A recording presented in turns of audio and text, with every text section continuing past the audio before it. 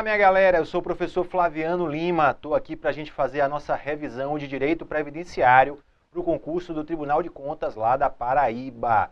Concurso Banca CESP, o edital, o programa de Direito Previdenciário, bem parecido com o programa do concurso do TCE Pernambuco, prova que aconteceu agora há praticamente 2 meses, então está bem dentro do que o CESP vem fazendo aí ao longo desse ano de 2017. Coloquei aqui na nossa primeira tela o programa. Então a gente tem aí essa primeira parte de Seguridade Social, que é basicamente a Constituição de 88, ali artigos 194 a 204, é onde a Constituição trata dessa parte da Seguridade Social.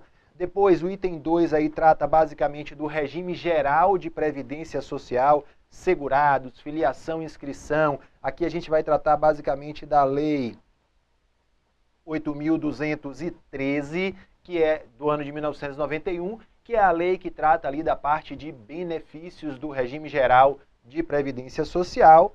Depois temos ali a questão da contagem recíproca do tempo de contribuição e alguma legislação específica, as emendas constitucionais 20, 41, 47, 70, a Lei 9.717, a Lei 9.796 e a Lei 10.887. Essa parte da legislação específica não tem sido tão cobrada assim pelo CESP, mas ainda assim a gente vai ver questões que abordam estes temas, tá certo? Vamos fazer aqui resolução de questões. À medida que a gente for resolvendo as questões, claro, a gente vai trazendo aqui a teoria para tirar a sua dúvida. A qualquer momento, se você ficar com alguma dúvida, me procure. Você pode me procurar lá no Face, Flaviano Lima, lá no Instagram. No meu Instagram é @FlavianoNicodemos, ok? Ou então você pode me mandar um e-mail, flaviano.lima@uol.com.br. Beleza? Todos esses canais aí para você conseguir conversar comigo, tirar sua dúvida. O objetivo é que você fique se sentindo bem preparado para fazer a sua prova. Vamos nessa. Olha só, para começar, como eu disse a vocês, que essa prova tem um programa muito parecido, quase idêntico, na verdade, ao programa do TCE de Pernambuco. O que é que eu fiz? Eu peguei a prova do TCE Pernambuco, feita pelo CESP há praticamente 2 meses, trouxe aqui as questões para a gente resolvê-las conjuntamente. Vamos nessa. Olha aí, questão de número 1. Pessoa com deficiência que não disponha de renda para prover suas necessidades terá direito a benefício assistencial, mesmo que não tenha contribuído para a Seguridade Social. Essa questão ela foi considerada correta pelo CESP. A questão trata do BPC-LOAS, que é um benefício que está lá previsto no artigo 203 da Constituição. Tá certo? O artigo 203, se não me engano, está ali no inciso 4. A Constituição se refere a um benefício que corresponde a uma renda mensal de um salário mínimo que é devido ao idoso e ao deficiente que não tenham renda própria, nem tenham como ter a sua manutenção provida pela sua família. Ok? Esse é o BPC-LOAS. O BPC, por que esse nome BPC-LOAS? É o benefício de prestação continuada, que está previsto lá na Lei Orgânica da Assistência Social, que é exatamente a Lei 8.742 do ano de 93. Esse benefício está previsto lá no artigo 21 da LOAS. Tá certo? Essa renda mensal de um salário mínimo. E aí se ligue. A Constituição define que o BPC-LOAS é devido àquele que não tenha renda própria nem tenha condição de ter a sua manutenção provida pela sua família. A LOAS, lá no artigo 21, ela vai dar um contorno mais preciso, mais detalhado a esse mandamento constitucional. E vai dizer da seguinte forma, que terá direito a receber o benefício, o BPC-LOAS, aquela pessoa que não tenha renda própria e cuja renda per capita familiar seja inferior a 1/4 do salário mínimo. Essa é a condição prevista na lei para que o cidadão faça jus a receber o BPC-LOAS. Lembrando, o benefício é devido a quem? Ao idoso e ao deficiente. O idoso, para fins de recebimento deste benefício, considera-se idoso aquela pessoa com 65 anos de idade ou mais. ok? Para fins de receber BPC-LOAS, considera-se idoso aquela pessoa com 65 anos de idade ou mais, lembrando que essa idade vale tanto para o homem quanto para a mulher. No caso do deficiente, essa deficiência vai ser avaliada, ok? Por uma perícia que é uma perícia biopsíquico médico-social. Então, ela vai avaliar ali a deficiência, as barreiras que existem para a integração daquela pessoa na vida laboral, na vida em sociedade, e a partir daí vai ser definido o direito ao BPC-LOAS. Tranquilo? Esse é o benefício, o BPC-LOAS, devido ao idoso e ao deficiente. Ele está previsto no artigo 203 da Constituição e ele foi regulamentado lá no artigo 21 da LOAS, que é a Lei Orgânica da Assistência Social, que é a Lei 8.742. Só para deixar claro, ora, quando a gente vai para a Constituição, no artigo 194, a Constituição ela define de modo preciso a Seguridade Social, afirmando que a Seguridade Social ela tem por finalidade garantir os direitos relativos aqui à saúde, olha lá, à assistência social e à previdência social. Pois bem, saúde, assistência e previdência social. Não tenho dúvidas, o BPC-LOAS é um benefício assistencial. E é exatamente por isso que essa parte final está correta, ó. Mesmo que não tenha contribuído para a Seguridade Social. Correto, por quê? Porque dentro da Seguridade Social, ora, saúde e assistência social são não contributivas. Significa dizer, para fazer jus a um serviço de saúde ou para fazer jus a um benefício assistencial, não é necessário comprovar o recolhimento prévio de qualquer tipo de contribuição. Isso é válido para a saúde e é válido para a assistência social. Já no caso da previdência social, é diferente, porque a previdência social ela é contributiva. Para fazer jus a um benefício previdenciário, eu preciso comprovar o recolhimento prévio de contribuições. Beleza, pessoal? Então, temos aí a questão de número 1, que está correta. Vamos avançar. Questão de número 2. Dá só uma olhada. Opa, vamos lá. Questão de número 2. Os serviços de saúde integram as ações da Seguridade Social e poderão ser prestados diretamente pelo poder público e mediante contrato ou convênio pela iniciativa privada. Está correto, pessoal. Vamos lá, vamos relembrar aqui, ó, acabei de falar. Quando a gente fala em Seguridade Social, ó, Seguridade Social envolve o quê? Saúde, assistência social e previdência social, ok? Saúde, assistência e previdência. A saúde, quais são as características da saúde? Olha só, saúde é universal, ó, saúde é universal e saúde é não contributiva. Essas duas características eu encontro lá no artigo 196 da Constituição, porque o artigo 196 me diz que saúde é direito de todos e é dever do Estado. Então, todos têm acesso aos serviços oferecidos pela rede pública de saúde, independentemente do recolhimento prévio de qualquer contribuição. Saúde, portanto, é universal e é não contributiva. Agora, o artigo 197 da Constituição ele vai dizer o seguinte, olha, os serviços de saúde, como é que é feita a oferta dos serviços de saúde? Então, na área da saúde, a gente tem o chamado SUS, o Sistema Único de Saúde. E esses serviços de saúde oferecidos pelo SUS, bem, claro, temos instituições públicas oferecendo serviços de saúde, temos os hospitais públicos que atendem a população. Mas, além disso, nós temos uma rede particular, uma rede privada que presta atendimento à população por meio do SUS. Ou seja, temos hospitais privados que oferecem o atendimento à população, não cobram da população por esse atendimento e serão remunerados pelo SUS. E então, admite-se a participação de pessoas jurídicas de direito privado na prestação de serviços de saúde. E como é que é feita como é que essas instituições privadas vão se relacionar com o poder público? Aí a Constituição define que isso é feito mediante contrato ou convênio, ok? Então, estas instituições privadas prestam serviços por intermédio do SUS. Para fazer isso, eles fazem o quê? Fazem contratos ou convênios com o poder público, tá certo? É por isso que é permitido à iniciativa privada também participar do SUS, do Sistema Único de Saúde. Isso está lá na Constituição, artigos ali 196 a 198. Beleza? A questão 2, portanto, ela está correta.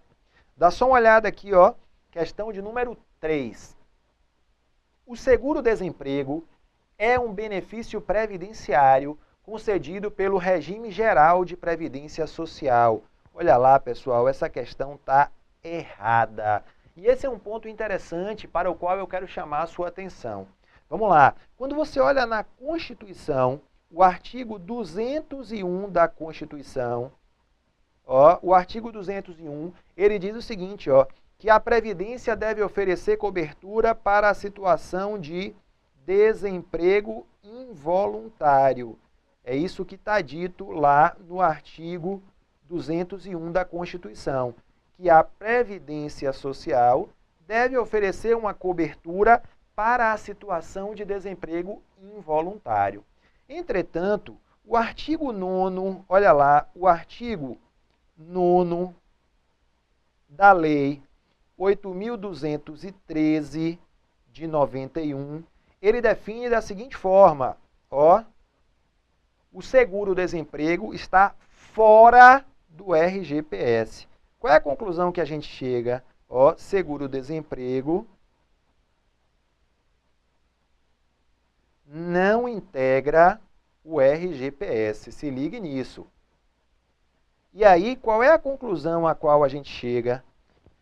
De acordo com a Constituição, desemprego involuntário é um evento a ser coberto pela Previdência Social. Ótimo, são muitas as questões que repetem o texto constitucional, que tratam deste tema à luz da Constituição. E se a questão trouxer desta forma, claro, você vai dizer que está correto, porque ela está repetindo o texto constitucional, que diz o quê? Desemprego involuntário é um evento a ser coberto pela Previdência Social. Ponto. Só que esta questão especificamente explora este tema do ponto de vista da lei. E a Lei 8.213, ela é expressa quando ela diz, olha, o seguro-desemprego está fora do RGPS. Claro, quando a gente precisa do seguro-desemprego, a gente não vai a uma agência do INSS, vai a uma agência da Caixa Econômica. É o Ministério lá do Trabalho e Emprego que operacionaliza o seguro-desemprego. Tá certo? Ora, para você não esquecer, tem uma regrinha que é interessante, que é a chamada regra ó, do 4321. Olha só, 4321. Que regra é essa? Para que você não esqueça quais são os 10 benefícios oferecidos pelo RGPS. São 4 aposentadorias. Quais são essas 4 aposentadorias oferecidas pelo RGPS? A aposentadoria por idade, por tempo de contribuição, a aposentadoria especial e a aposentadoria por invalidez. Além das 4 aposentadorias, o RGPS oferece 3 auxílios. Quais são eles? Auxílio doença, auxílio acidente e auxílio reclusão. Oferece ainda 2 salários. Quais são os 2 salários oferecidos pelo RGPS? Salário família e salário maternidade. E por fim, o RGPS ainda oferece um último benefício que é a pensão, que é exatamente a pensão por morte. Então, pessoal, olha lá, são 10 os benefícios oferecidos pelo RGPS. Regrinha do 4321. 4 aposentadorias, 3 auxílios, 2 salários e uma pensão, que é a pensão por morte.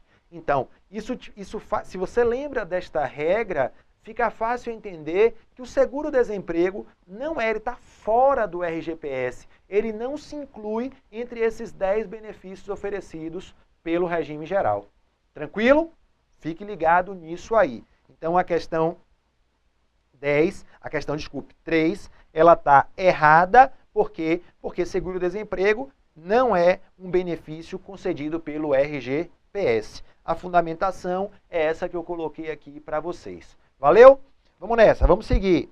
Questão de número 4. Olha lá. O estagiário maior de 16 anos de idade que receba bolsa de estudos da empresa concedente do estágio será considerado segurado obrigatório do regime geral de previdência social. Errado. Essa é uma questão que costuma ser bastante explorada pelas bancas, então vamos ficar bem atentos a ela. Como é que fica a situação do estagiário? Olha só, eu vou colocar aqui, ó, estagiário, e vou dizer para você o seguinte, que existem duas possibilidades para o estagiário. Caso o estagiário preste serviços de acordo com a lei, de acordo com a lei, existe uma lei que é a Lei 11.788, que disciplina a contratação de estagiários. Então, caso os serviços prestados pelo estagiário estejam de acordo com a lei, caso a contratação tenha sido feita de acordo com as determinações da Lei 11.788, esse estagiário, olha só, ele vai se filiar como segurado facultativo. Olha lá, o estagiário que seja contratado de acordo com a Lei 11.788, ele não é segurado obrigatório e poderá filiar-se ao RGPS como segurado facultativo, desde que, é claro, ele obedeça os demais requisitos. Isso significa dizer, desde que ele tenha a idade mínima de 16 anos, desde que ele não exerça nenhuma outra atividade que já o vincule ao RGPS como segurado obrigatório e desde que ele também não tenha nenhuma vinculação a regime próprio de previdência social.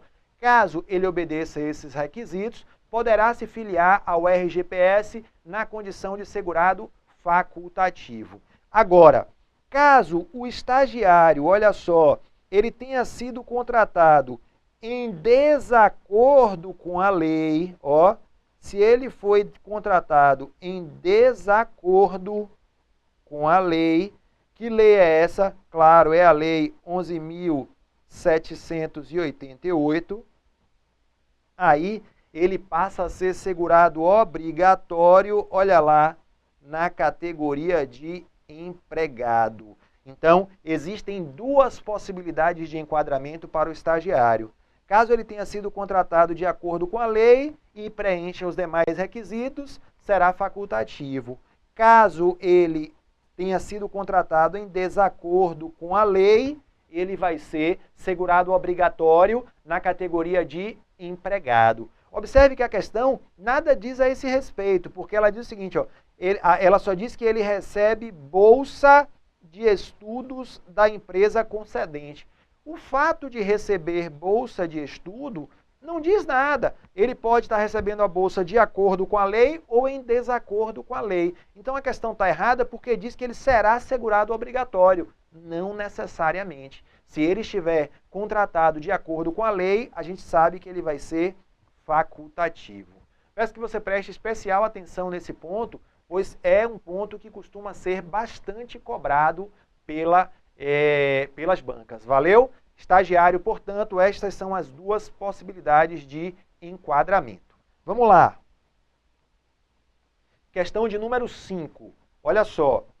O auxílio reclusão beneficia os dependentes do segurado recolhido à prisão e independe de carência. Essa questão foi considerada correta pelo CESP. Vamos nessa. Olha só, detalhes aqui. Constituição, Constituição, artigo 201.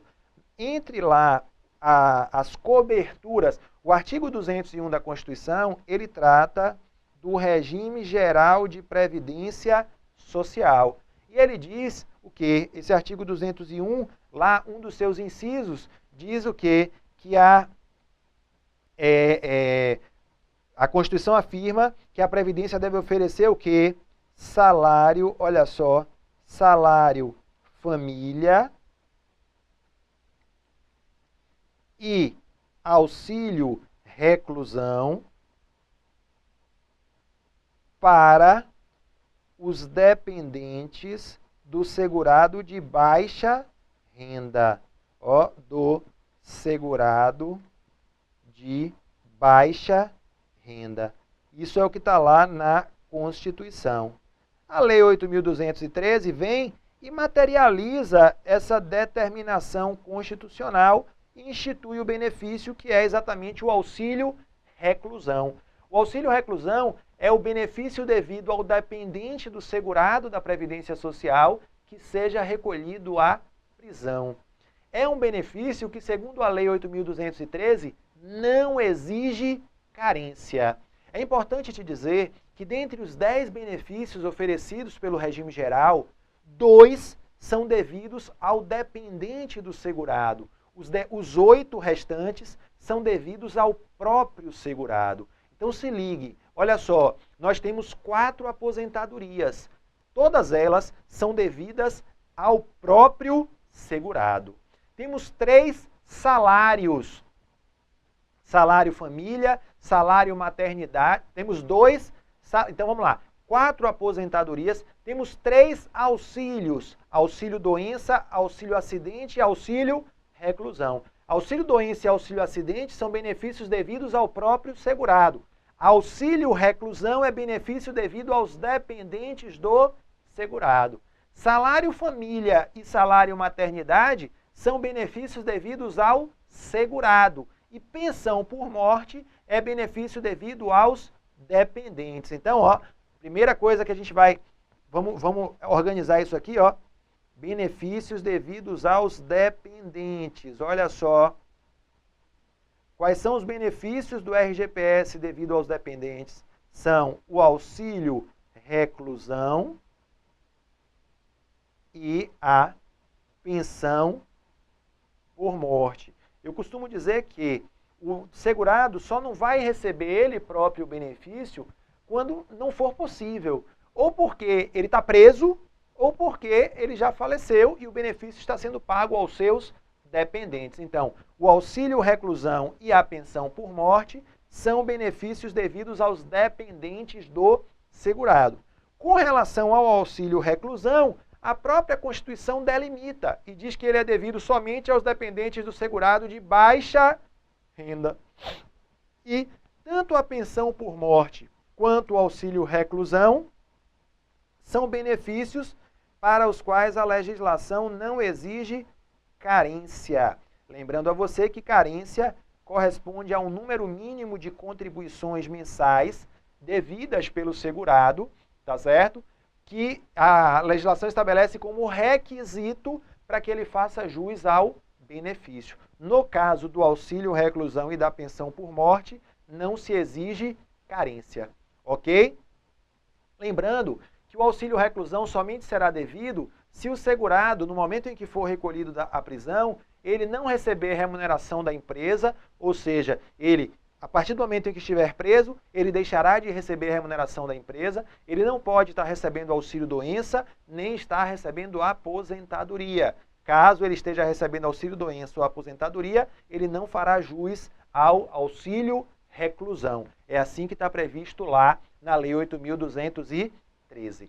Mas a questão, pessoal, e é interessante a gente observar, a questão foi muito genérica. Ela não desceu a maiores detalhes desse benefício. O que é que ela diz? Ela diz simplesmente, ó, o auxílio reclusão beneficia os dependentes do segurado, ok, daquele segurado que foi recolhido à prisão, beleza, certinho, e ele independe de carência. É um benefício para o qual a lei não exige carência. Então, tranquilo, a questão foi considerada correta. Eu sei que algumas pessoas estranham o gabarito, sobretudo porque a questão não mencionou o fato de que o segurado precisa ser um segurado de baixa renda.